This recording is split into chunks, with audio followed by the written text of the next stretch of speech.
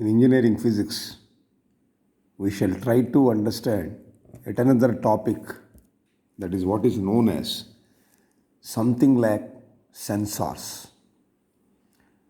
Before actually going to the details of different applications of sensors in day to day life, I'll just quote one example to understand what basically sensor is all about.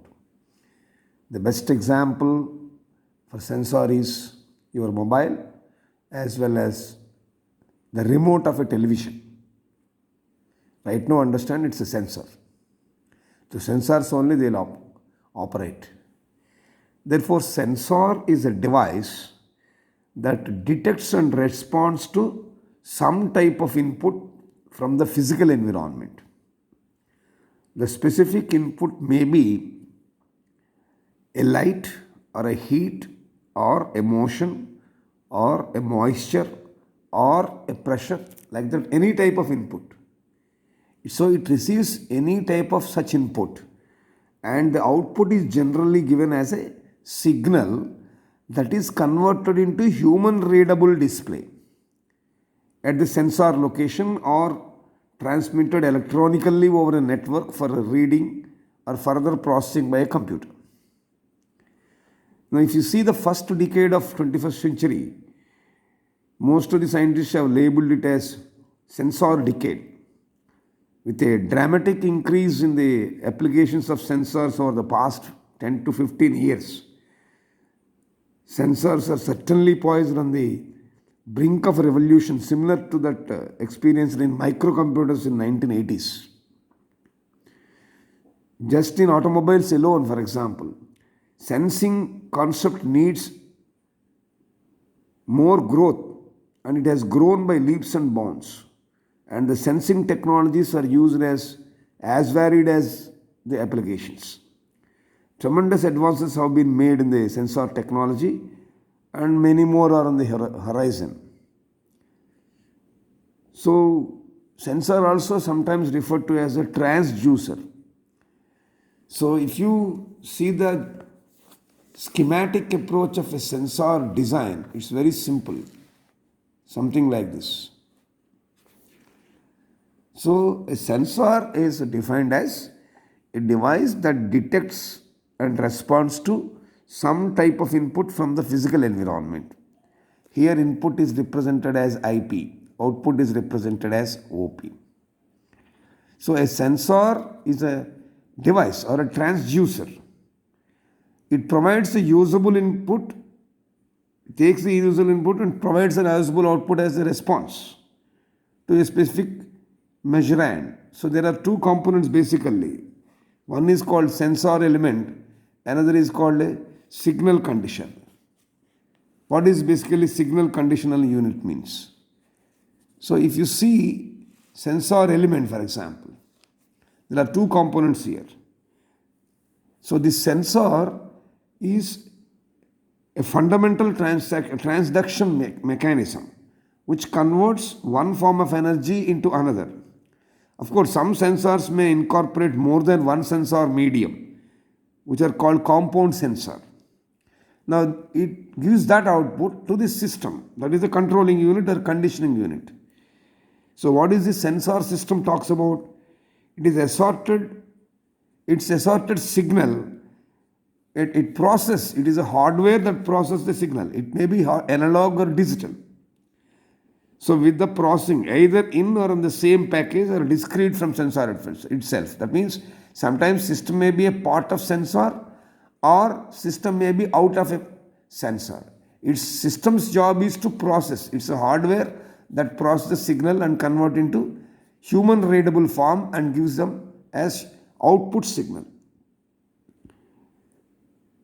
So if you see from a physical angle, that is what sensor system is all about. It's a processing unit. It can be a group or it can be a discrete one. So the task of measurement here, the system must perform several functions in a series. So we shall see the schematic approach of how it functions. It functions like this. Configuration, if you see, this is how sensor configuration looks like. There are several components like physical variable, that is the input you are giving, sensor or transducer work conversion, and signal conditioner work, signal processing that and gives as an output, either as an analog or a digital process. So let us understand this configuration and the functions of each of these units. For example, physical variable. This physical variable must be sensed by the system. The variable acts as a stimulus. So the variable stimulus determines specific state of sensor properties. That is, signal will be studied and that will be fed to the sensor. What actually this does, any detectable physical property, like what I said, a light signal or a heat signal or sound signal, anything. So that is to be recognized. And that physical property of sensor can serve as a sensor signal. When this signal changes rapidly in time, it is referred to as an impulse. So by definition, the sensor therefore can be defined as a device that senses a physical stimulus and converts into a signal. This signal usually is an electrical signal or a mechanical signal or an optical signal. Then what this transducer concept mean? This transforms energy from one form to the other.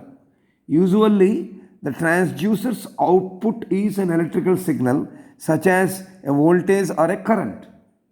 A transducer also can change an input into an output, providing certain motion. Often, after the signal has been transduced, its magnitude still may be too small or may contain unwanted electrical noise also. Therefore, there is a requirement of something called signal conditioner or system unit here. So, in this signal conditioning stage, what happens is an amplifier may be used to increase the signal amplitude, or it may filter to remove the electrical unnecessary noise or sonics that are coming which are unwanted or unwanted frequencies content in the signal. So the signal conditioner, in essence, you can say, it puts the signal in its final form to be processed and recorded. In most situations, the conditioner's output signal is analog, that is continuous in time. And then what does signal process mean? The signal processor output is always generally digital, discrete in time. Analog means continuous in time, digital means discrete in time. So in the signal processing stage, the signal must be converted from analog to digital. This is accomplished by adding an analog to digital converter, which usually is contained within the computer that is used to record and store data. That computer also can be used to analyze the resulting data or pass that information to another computer. Okay, this is what you need to understand about the general measurement of this sensor configuration system. Now, according to the type of input or according to the type of physical variable that is to be sensed, sensors can be categorized into different domains. So these domains, what they will do? These domains basically purpose is to sense the variable, what type of input variable that is coming. Let us see what are the categories of domains. For example, chemical domain. That means it basically that type of input which has been given to a sensor, its basic job is to detect and identify the chemical concentration, the composition of the substance, and the rate of reaction, etc. Such type of a sensing domain is chemical domain. Similarly, if the physical variable or the input to sensor is a signal in the form of in the domain of an electrical process, then its job is to detect the current, the voltage, the resistance, the capacitance, the inductance, the charge, etc. Such type of a domain is electrical. Similarly, if the physical variable to be sensed is given as a magnetic input, then that sensing will be field intensity, flux density, or magnetization or magnetic field strength, such type of sensing takes place. In case if the physical variable to be sensed is a mechanical input, for example, then its focus will be on displacement or strain or level or position or velocity or acceleration, force, torque, pressure, flow rate. All these inputs come under the domain mechanical. Similarly, if the input physical variable to be sensed is a light signal or what comes under the category radiant domain, wherein its property is to detect electromagnetic wave intensity, wavelength, polarization, phase, etc. This is what happens in radiant input. Similarly, if the physical variable to be sensed is given as a heat input, that is a thermal domain. So its purpose is to detect the change in temperature, heat and heat flux. So these are certain standard categorization of domains. Apart from this, sensors also can be organized with respect to the physical basis of how they sense also. Here in this case, how will not comes. What comes into picture? What type of signal? Is it a chemical input? Is it an electrical input? Is it a magnetic input? Is it a mechanical input? Or is it a radiant input? Or is it a thermal input? Apart from this, the process also we need to consider is how it is to be sensed. Based on that also categorization should take place. So based on, that is the physical, based on the physical sense of how they sense, sensors can be categorized as something like this. We shall understand physical based sensing. Something like piezoresistive sensing or electrical sensing, fluid mechanics, optical sensing, photoelastic sensing, thermoelastic sensing and electrochemical sensing. Now what is the basis for all these types of categories? So the classification of sensors majorly depends on certain factors. What are they? So these are the factors on which classification depends. Classification of sensors depend on the transduction principle using physical or chemical effects, primary input quality that is to be measured, material and technology that have acquired more importance. Of course, this is of lately coming into picture. Recently it has come. Recently means 2-3 decades back. And also sensor category depends on the type of application where it is being used. And of course, the property. What does the property mean? Property of the input. What type of property it is being applied. That is what is basically another reason for classification. Some of the other consequences, if you see, they are cost and accuracy. Another very preliminary classification or sub-classification, as it may be based on the energy and power supply requirements of the sensors. Whether that sensor requires power or can it work without power. That is also basis for classification of sensors into two categories. So this means some sensors require power supply.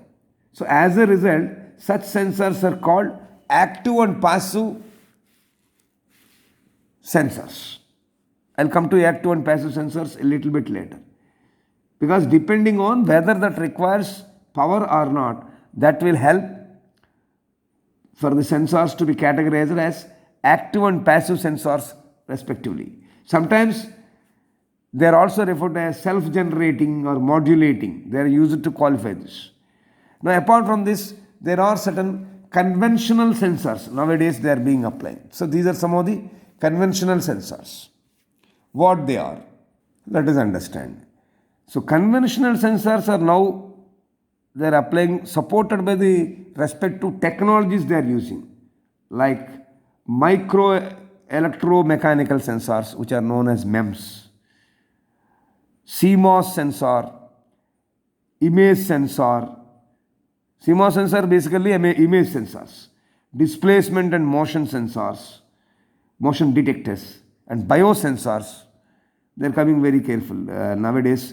Popularly, it is becoming a very good branch of sensing, which is called biosensors. Similarly, Coriolis sensors, magnetic sensors, ultrasonic flow meters, photoelectric sensors, proximity sensors. Apart from that, Hall effect sensors, infrared sensors, integrated sensors and temperature sensor are also coming. Radar based sensors, different levels of sensors are coming. They're all relatively modern, of course. In account of all these considerations, sensors can be classified into two basic categories. One is called, depending on the power requirement, active and passive sensors, and or analog and digital sensors. That is the basic total classification. So in that, what are active and passive sensors? Now they produce output signal with the help of external excitation supply. The own physical properties of the sensor varies with respect to the applied external effect. Therefore, they are also called self-generating sensors, like strain gauge sensors, LVDT sensors. Now, passive sensors, if you say, they produce output signal with the help of external excitation supply. They do not need any extra stimulus or voltage. So there are different examples for this, like thermocouple. Thermocouple, it is a device that generates a voltage value corresponding to the heat. The heat applied will result in displaying the voltage. So it does not require any external power supply. So this is basically what we need to understand about the first category of the total categorization known as active and passive. Apart from active and passive type of sensors, we have other things what is based on analog and digital type of sensors. So these are all such type of different types of sensors which are known basically as digital and analog sensors. Depending on their application, depending on their functionality, depending on their working, analog and digital sensors are categorized into number of varieties like light sensors. So light sensor is a type of analog and digital type of sensors. Again, the light sensor are classified into three types. That is IR sensor, photodiode sensor, light dependent resistor. So let us understand each of them. These are all, for all the three subcategories, input is light signal only. It's an optical sensor. It comes under this concept of analog and digital variety. Let us take IR. IR sensor, it is also called IR transmitter or IR LED also sometimes it is called. So it is used to emit infrared rays. The range of the frequencies are greater than the microwave frequencies. That is greater than 300 gigahertz to few hundreds of terahertz. So that is the basic range of infrared type light sensors coming under analog and digital category. The other analog and digital category under light sensors is a subclassification is what is known as photodiode, or they are also called IR receivers. It is a semiconductor device which is used to detect the light rays and mostly used as IR receiver. Its construction is of course very similar to normal PN junction diode, but the working principle differs. Though it looks like a diode, its working principle differs. Using photodiode, we can build basic automatic street lamp which glows when the sunlight intensity decreases. But the photodiode works even if a small amount of light falls on it. Now another subclassification is light dependent resistor, LDR it is called, light dependent resistor. It works on the principle of photoconductivity, which means the conduction due to light. It is generally made up of cadmium sulfide. So this is about light sensors. Okay, we shall go for another category of analog and digital sensors. Next one is temperature sensors. The temperature sensors again further classified into two concepts. One type is thermistor sensors and thermocouple sensors. I just gave an introduction to thermocouple. Thermistor sensors. Thermistor sensor can be used to detect the variation in temperature. It has a negative temperature coefficient, which means when the temperature increases, the resistance decreases. So the thermistor's resistance can be varied with the rise in temperature, which causes more current flow through it. Whereas when you come to thermocouple, it is another component which can detect the variation in temperature. In this construction, two different metals are joined together to form a junction. Its main principle is when the junction of the two different metals are heated or exposed to high temperature, a potential across their terminal varies. So this is how a thermocouple functions. We'll come back to detailed understanding of thermocouple a little bit later. So let us go for understanding yet another type of analog and digital sensors. Pressure sensors. Sometimes these are called force sensors or weight sensors. So pressure sensor, force sensor, weight sensor, working is same. They are again classified into two types. One is called strain gauge sensor, another is called load cell sensor. What is strain gauge sensor? This is actually the pressure sensor. This is used to detect the pressure when a load is applied. It works on the principle of resistance. We know that resistance is directly proportional to the length of the wire and is inversely proportional to its cross-sectional area. Therefore, you can calculate R equal to rho L by area. So try to recollect the laws of resistance from the electricity background of your undergraduate level. You know how to measure resistance. Now when it comes to load cells, which is also known as weight sensor. Load cells are similar to strain gauge, which measures a physical quantity like force and give the output in the form of an electrical signal. This is about pressure sensors. Let us understand something about position sensors. Position sensor can be classified into two more categories. One is called potentiometer, another is an encoder. What is potentiometer? It is used to detect the position of an object. It generally has various ranges of resistors connected to different poles of a switch. A potentiometer can be either rotary or linear type, either way. Whereas if you take encoder type position sensor, it is to detect the change in the position. Encoder can also be used. It has a circular rotatable disc-like structure with specific openings in between such that when the infrared rays or light rays pass through it, only a few light rays get deflected. That is, this particular encoder, you can use it to instead of potentiometer also you can use encoder. This also can be used to detect the change in position. It has a circular rotatable disc-like structure with specific openings in between such that when the infrared rays or light rays pass through it, only few light rays get detected. This is how encoder works. Let us look at yet another type of analog and digital type sensors known as Hall effect sensor. This sensor basically is to detect the magnetic field presence. The presence of a magnetic field can be detected with this sensor. The name itself states that it is the sensor which works on the Hall effect.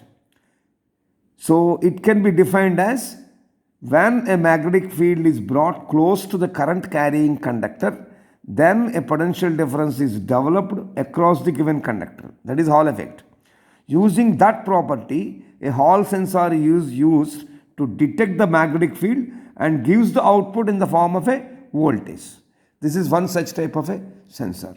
There is something called flux sensor. Flex sensor, FLEX. Flex sensor. This is a transducer which changes its resistance when the shape is changed or when it is bent. It's a physical one. It is approximately 2.2 inches long or just like a finger length. This type of sensor is what is known as flex sensor, which will give an output when there is a physical change in its dimension. And of course, there is something called a sound sensor.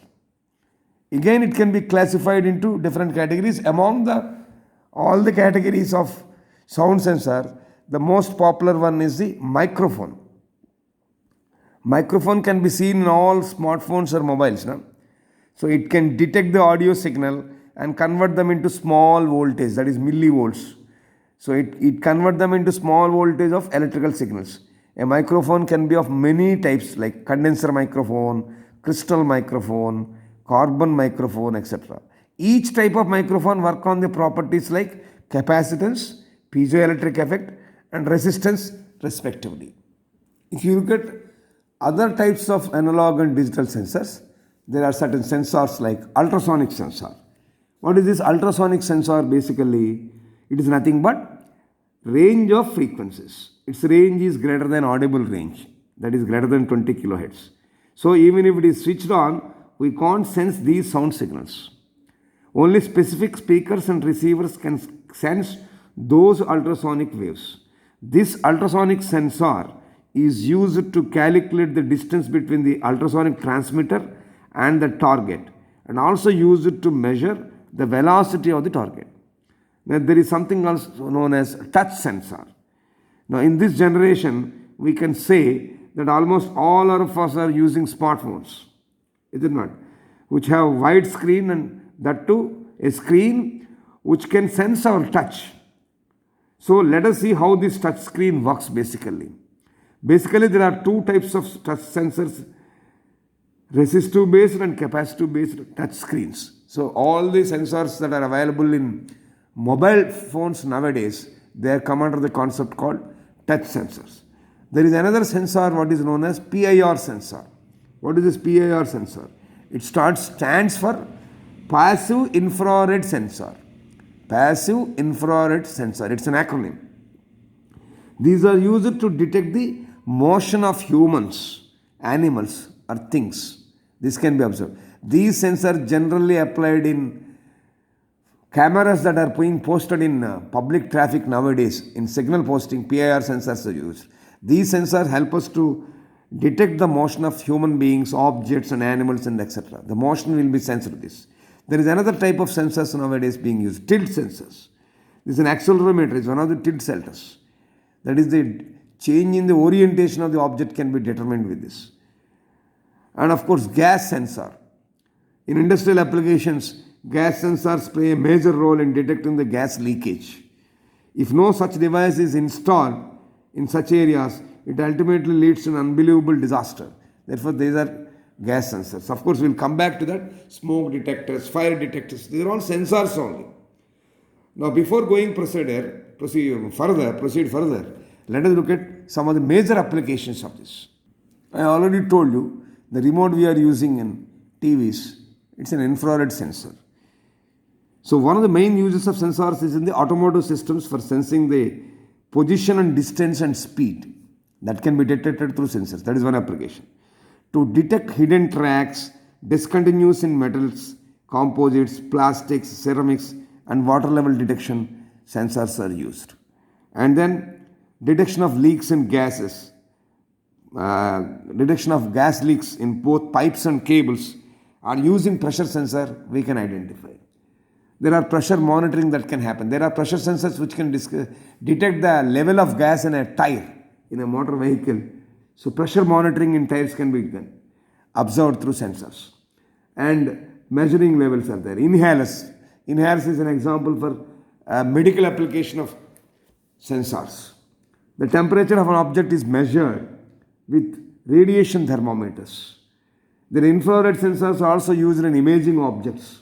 They are used in thermography cameras, which are used as non-invasive imaging techniques. Of course, I already told you IR-based TV remotes we are using in homes and offices and places and theaters, of course. In a vehicle, nowadays power steering is coming. You might have heard about power steering, people call this. So steering sensors are very crucial. They measure the rotational angle of the steering wheel and further help for navigation.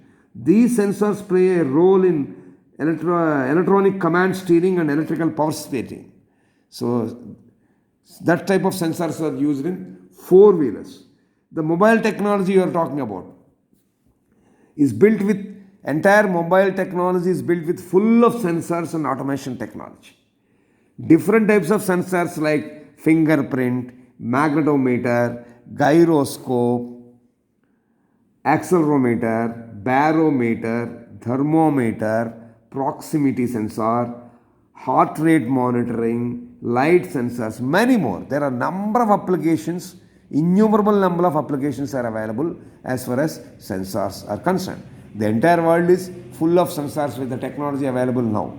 So if you summarize the entire session, we try to understand the basic introduction to sensor, its various tasks and several functions, and also we try to understand the configuration of the sensor system. Then we looked at the classification of sensor system as active and passive sensors, and then analog and digital type of sensors, and in analog and digital type of sensors various subcategories, and then we tried to look at some of the applications of sensors in day-to-day life in the current day environment. In this session, this is what we have seen. In continuation of this, we look at each of these sensors one by other in the next session.